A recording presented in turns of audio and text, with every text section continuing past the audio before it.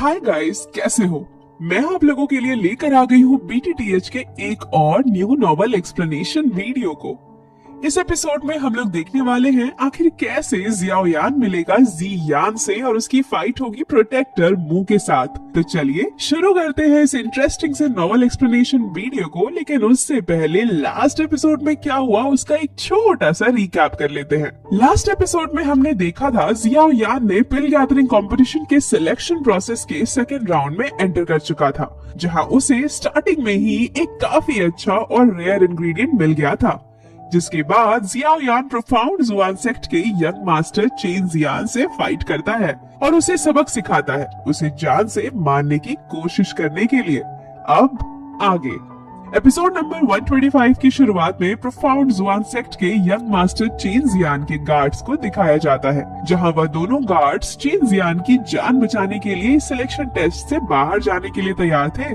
और तभी जियाओ यान बोलता है, लेकिन तुम लोग यहाँ से बाहर जाओगे कैसे? क्योंकि तुम्हारे यंग मास्टर चेन जियान का टेलीपोर्टेशन स्टोन तो मेरे पास है, जो कि जियाओ यान ने फाइट के वक्त ही चेन जियान से लिया था। जिसे देख चेन जियान और उसके गार्ड शॉक हो जाते हैं। चेन जियान जियाओ यान से बोलता है, हम लोग पहले ही हार चुके हैं, क्या इतना काफी नहीं है? प्लीज मुझे वह टेलीपोर्टेशन स्टोन दे दो। तो जियाओ यान बोलता है, यह सब तुम्हें मुझसे पहले पंगा लेने से सोचना चाहिए था। और फिर वह सॉन्ग किंग से बोलता है, ब्रदर, मैं तुम्हारे लिए कोई भी प्रॉब्लम क्रिएट नहीं करना चाहता हूँ, इसीलिए मैं अकेले ही ट्रैवल करूंगा। मैं आप सबसे बाद में मिलता हूँ। जिसके बाद जियाओ यान वहाँ से अलग डायरेक्शन में चला जाता है और फिर हमें कुछ दिनों बाद 10,000 माउंटेन रेंज में एक स्पिरिचुअल लेक को दिखाया जाता है, जहाँ पर एक बीस्ट एक मेडिकल इंग्रेडिएंट जिसका नाम पिल स्पिरिट सीरम था उसको प्रोटेक्ट कर रहा था। और यहीं पर हमें जियाओ यान को दिखाया जाता है, जो कि इसी पिल स्पिरिट सीरम को लेने के लिए प्लानिंग कर रहा था। और फिर वह उस बीस्ट का ध्यान भटकाने के लिए उसे एक वाटर क्लाउड स्पिरिट फ्रूट दिखाता है। और जब वह बीस्ट उसकी तरफ आने लगता है तो जियाओ यान काफी तेजी से उस स्पिरिट सीरम को लेने चला जाता है। लेकिन हम लोग देखते हैं वह बीस्ट जियाओ यान को देख लेता है और काफी तेजी से पिल सीरम के पास आते हुए जियाओ यान के ऊपर अपने टेंटिकल यानी पूंछ से अटैक कर देता है, जिसे जियाओ यान काफी दूर जाकर गिरता है। और फिर वह बीस्ट बोलता है, बेवकूफ लड़के, क्या तुम्हें सच में लगता है तुम मेरा ध्यान इस वाटर क्लाउड फ्रूट से भटका सकते हो? मैं एक रैंक 7 का बीस्ट हूँ, मैं इतनी आसानी से तुम्हारे जाल में थोड़ी ना फंस सकता हूँ। इसके बाद वह बीस्ट उस वाटर क्लाउड फ्रूट को खा लेता है और जैसे ही वह उस फ्रूट को खाता है उसकी हालत काफी खराब हो जाती है। और फिर जियाओ यान बोलता है, बेवकूफ बीस्ट, कोई भी magical beast water cloud fruit को संभाल नहीं सकता, यहाँ तक कि जियानजो की एक एंशिएंट ड्रैगन है। जब वह इसे संभाल नहीं पाई तो तुम तो बस एक 7th रैंक के बीस्ट हो। इसके बाद जियाओ यान उस पिल सीरम को ले लेता है और फिर वह सभी इंग्रेडिएंट्स की लिस्ट देखते हुए बोलता है, अब मुझे पिल गैदरिंग कंपटीशन के इस सेकंड सिलेक्शन राउंड को क्लियर करने के लिए इन 3 ingredients dragon core, immortality grass और ब्लड डीमन स्पिरिचुअल फ्रूट को फाइंड करना होगा। इसके बाद हमें जियाओ यान को 10,000 माउंटेन रेंज के ड्रैगन वैली में दिखाया जाता है, जहां काफी खोजने के बाद भी उसे ड्रैगन कोर नहीं मिलता। जिस पर जियाओ यान बोलता है, यह क्या हुआ? मैप के हिसाब से तो ड्रैगन कोर यहीं पर होना चाहिए। पर फिर जियाओ यान बोलता है, कोई बात नहीं, पहले मैं बाकी सब इंग्रेडिएंट्स को खोज लेता हूँ, उसके बाद ड्रैगन कोर को भी खोज लूंगा। उसके बाद हमें जियाओ यान को डीमन ब्लड फॉरेस्ट में दिखाया जाता है, जहां जाकर जियाओ यान पूरी तरह से हैरान हो चुका था और बोलता है, यहाँ पर इतने सारे ब्लड डीमन ट्रीज हैं, लेकिन यहाँ पर किसी भी ट्री पर ब्लड स्पिरिचुअल फ्रूट नहीं है। जिसके बाद जियाओ यान इमॉर्टलिटी ग्रास को ढूंढने के लिए जाता है, लेकिन वहाँ पे उसे इमॉर्टलिटी ग्रास नहीं मिलता, जिससे वह काफी गुस्सा होता है और बोलता है, आखिर ये सब क्या हो रहा है? अचानक से सभी मेडिकल इंग्रेडिएंट्स कहाँ चले गए?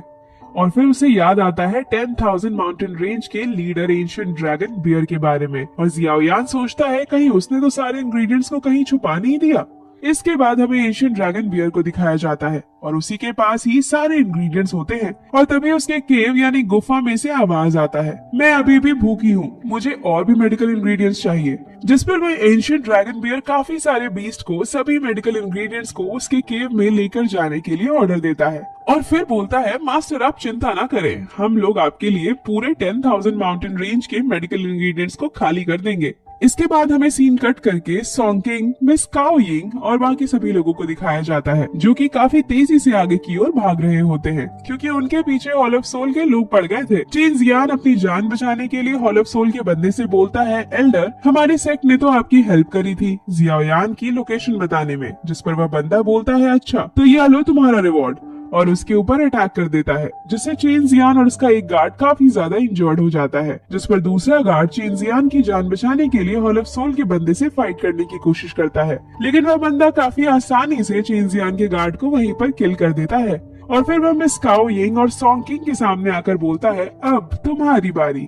जिस पर सॉन्ग किंग बोलता है, आखिर कौन हो तुम और क्यों सभी को किल कर रहे हो? क्या तुम्हें पता नहीं अगर पिल टावर को इसके बारे में पता चल गया तो तुम्हारा अंजाम क्या होगा? जिस पर वह बंदा बोलता है, अगर पिल टावर को पता चलेगा तब ना। जिस पर सभी काफी ज्यादा डर चुके थे। तभी एक बंदा बोलता है, हम लोग काफी सारे हैं और यह अकेला है, इसीलिए हमें उससे फाइट करना चाहिए। लेकिन तभी हम लोग देखते हैं उन सभी के ऊपर अचानक से अटैक हो जाता है, जिससे कुछ लोग तो मारे जाते हैं और कुछ लोग काफी ज्यादा इंजर्ड हो जाते हैं। और तभी वहाँ पर हॉल ऑफ सोल के और भी लोग आ जाते हैं और वह बंदा बोलता है, किसने कहा कि मैं यहाँ पर अकेला हूँ? और फिर उन सभी से कहता है, अगर इस जगह पर कुछ भी हो जाता है तो पिल टावर इस मैटर में कुछ भी नहीं कर सकता। जिस पर बाकी बचे हुए सभी लोग काफी डर जाते हैं और अपने अपने टेलीपोर्टेशन स्टोन को तोड़कर यहाँ से बचकर जाने की कोशिश करते हैं। लेकिन हम लोग देखते हैं उन सभी की टेलीपोर्टेशन स्टोन को क्रश करने के बाद भी वह लोग यहाँ से टेलीपोर्ट होकर बाहर नहीं जा पा रहे थे।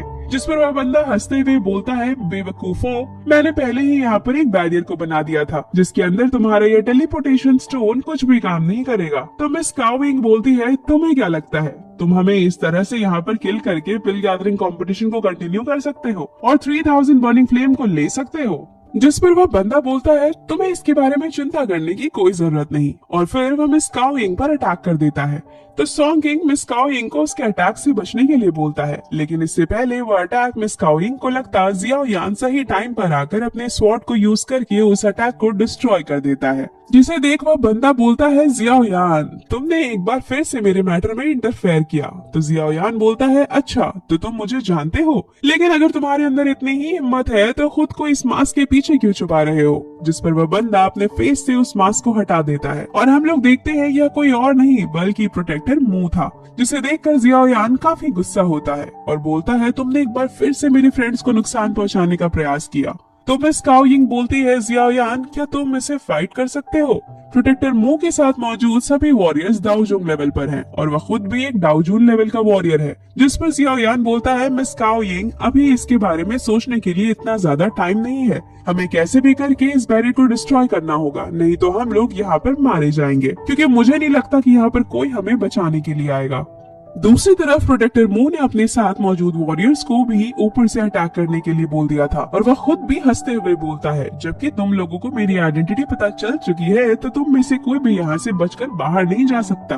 और तभी मिस काओ यिंग बोलती है, सभी लोग मेरी बातों को ध्यान से सुनो, मुझे बस 3 मिनट का टाइम चाहिए इस बैरियर को ब्रेक करने के लिए। इसके बाद बाकी बचे सभी लोग हॉल ऑफ सोल के वॉरियर से फाइट करने लगते हैं, जहाँ प्रोटेक्टर मू ने जियाओयान पर एक बार फिर से स्पेस टाइम फ्रीजिंग टेक्निक का यूज करके उसे एक ही जगह पर रोक देता है और बोलता है, क्या तुम्हें लगता है तुम मेरे अटैक्स को रोक सकते हो? और जियाओयान पर अटैक करने के लिए आगे बढ़ता है, जिसे देख जियाओयान भी काफी ज्यादा परेशान हो चुका था, क्योंकि वह अपनी बॉडी को बिल्कुल भी मूव नहीं कर पा रहा था। और तभी वह यूज करता है स्काई फायर 3 मिस्टीरियस चेंज के फर्स्ट और सेकंड फॉर्म को, जिसकी वजह से वह दाओजोंग के 4 स्टार से दाओजोंग के 8 स्टार पर पहुंच जाता है और प्रोटेक्टर मू के स्पेस टाइम फ्रीजिंग टेक्निक को डिस्ट्रॉय करते हुए उसके ऊपर अटैक कर देता है, जिसे प्रोटेक्टर मू ने काफी आसानी से रोक लिया था और बोलता है, इस बार तो तुम्हें बचाने के लिए जुआन कोंग जी भी यहाँ पर नहीं है, क्या तुम्हें सच में लगता है तुम मुझसे बच सकते हो? और फिर तभी हम लोग देखते हैं मिस काओ यिंग की वजह से वह बैरियर अब धीरे धीरे टूटने लगता है, जिसे देख प्रोटेक्टर मू मिस काओ यिंग पर काफी ज्यादा गुस्सा हो रहा था और उसका ध्यान जियाओयान से भटक जाता है, जिसका फायदा उठाते हुए जियाओयान ओपन माउंटिंग सील के सी लिपिंग सील को यूज करके उसके ऊपर अटैक कर देता है। लेकिन हम लोग देखते हैं प्रोटेक्टर मू जियाओयान के इस इतनी ज्यादा पावरफुल अटैक को भी काफी आसानी से रोक लेता है, क्योंकि जियाओयान अभी के लिए दाओजोंग के 8 स्टार पर है, जबकि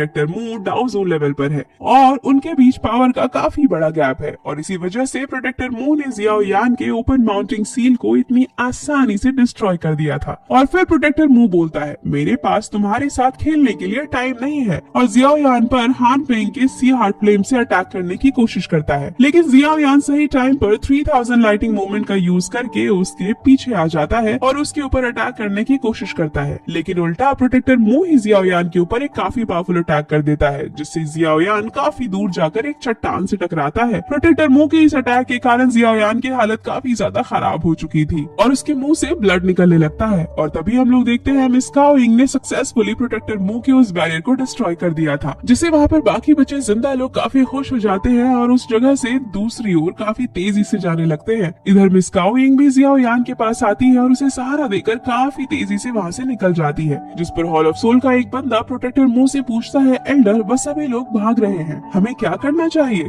तो प्रोटेक्टर मू उस बंदे को इसके बारे में हॉल ऑफ सोल के बाकी सभी एल्डर को बताने के लिए बोल देता है और फिर वह खुद बाकी सभी लोगों पर अटैक करने के लिए आगे जाने लगता है। इसके बाद हमें उन सभी लोगों को दिखाया जाता है जो कि यहाँ से बचकर आगे की ओर जा रहे थे। तभी सॉन्ग किंग बोलता है, हमें जल्दी से 10,000 माउंटेन रेंज के अंदर जाना होगा क्योंकि प्रोटेक्टर मू वहाँ पर नहीं आ सकता। अगर वह आता है तो उसे वहाँ पर मौजूद काफी पावरफुल बीस्ट से फाइट करनी होगी और हमारे पास चांस होगा कि हम वहाँ से जिंदा बच सके। और तभी हम लोग देखते हैं वहाँ पर प्रोटेक्टर मू आ जाता है और अपने काफी पावरफुल टेक्निक से उनके ऊपर अटैक कर देता है, जिससे काफी लोग इंजर्ड हो जाते हैं। सॉन्ग किंग भी इस अटैक से काफी बैडली इंजर्ड हो चुका था। मिस काओ यिंग तो अपनी जगह से हिल भी नहीं पा रही थी, जिस पर सॉन्ग किंग अपनी जान बचाने के लिए मिस काओ यिंग को वहीं पर छोड़कर भाग जाता है, जिसे देख मिस काओ यिंग बोलती है, सॉन्ग किंग तुम सच में एक कायर हो। और तभी प्रोटेक्टर मू मिस काओ यिंग के ऊपर अटैक कर देता है, लेकिन हमारा हीरो जियाओ यान एक बार फिर से सही टाइम पर आकर प्रोटेक्टर मू के अटैक को ब्लॉक करने लगता है और मिस काओ यिंग को यहाँ से जल्दी से जाने के लिए बोलता है। पर तभी हम लोग देखते हैं प्रोटेक्टर मू हान फेंग के फ्लेम का यूज करके जियाओ यान के ऊपर अटैक कर देता है और इस अटैक से हिट होने के बाद जियाओ यान की हालत एकदम ही खराब हो चुकी थी,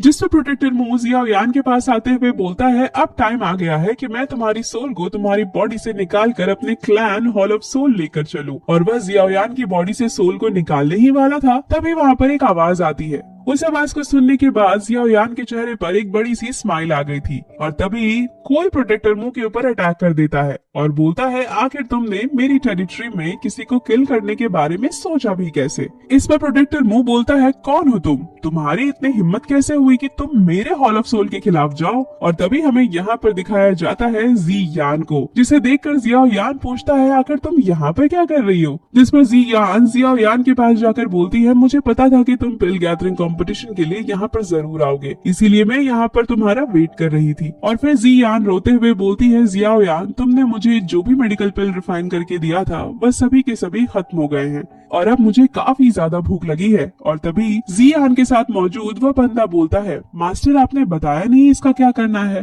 तो जी यान बोलती है, अरे हाँ मैं तो इसके बारे में बोल ही गई थी।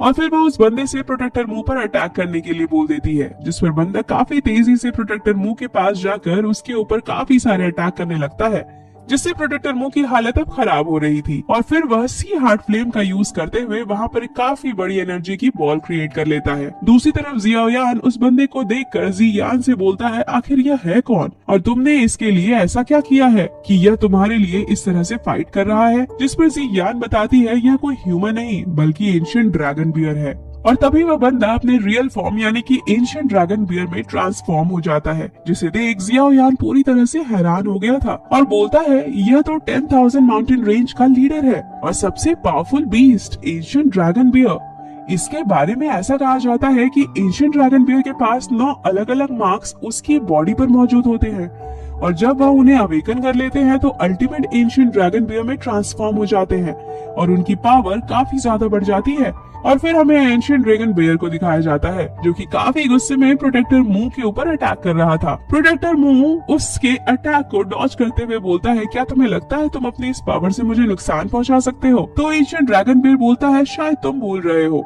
कि यह मेरी टेरिटरी है। इसके बाद वह काफी जोरों से चिल्लाता है, जिसकी वजह से 10,000 माउंटेन रेंज में मौजूद सभी डिमोनिक बीस्ट वहाँ पर आ जाते हैं। उन्हें देखकर प्रोटेक्टर मू भी थोड़ा हैरान हो चुका था और तभी मिस काओ यिंग बोलती है, यह हमारे लिए काफी अच्छा टाइम टाइम है। प्रोटेक्टर मू अकेला है, अगर हम लोग साथ में मिलकर उससे फाइट करें तो जरूर जीत सकते हैं। जियाओयान में मिस काओयिंग की बात पर एग्री हो गया था। इसके बाद जियाओयान, मिस काओयिंग, जियान, एंशिएंट ड्रैगन बियर और बाकी बच्चे सभी लोग प्रोटेक्टर मू से एक साथ फाइट करने के लिए तैयार हो जाते हैं और अपनी एनर्जी को रिलीज करते हैं। और इसी के साथ यह वाला एपिसोड यहीं पर एंड हो जाता है। नेक्स्ट एपिसोड इससे भी काफी ज्यादा स्पेशल होने वाला है, क्योंकि नेक्स्ट एपिसोड में जियाओयान बन जाएगा एक टियर 8 का एल्केमिस्ट और फाइनली नेक्स्ट एपिसोड में पिल गैदरिंग कंपटीशन शुरू हो जाएगा। और सबसे मजे की बात तो यह है कि इस कंपटीशन में प्रोटेक्टर मू भी पार्टिसिपेट करेगा। इसीलिए गाइस जल्दी जल्दी लाइक कर दो और कमेंट करके बताओ एपिसोड आपको कैसा लगा, और सब्सक्राइब भी कर देना ताकि तुम नेक्स्ट वीडियो को मिस नहीं कर सको। मिलते हैं एक और न्यू नॉवल एक्सप्लेनेशन वीडियो के साथ, तब तक के लिए बाय बाय।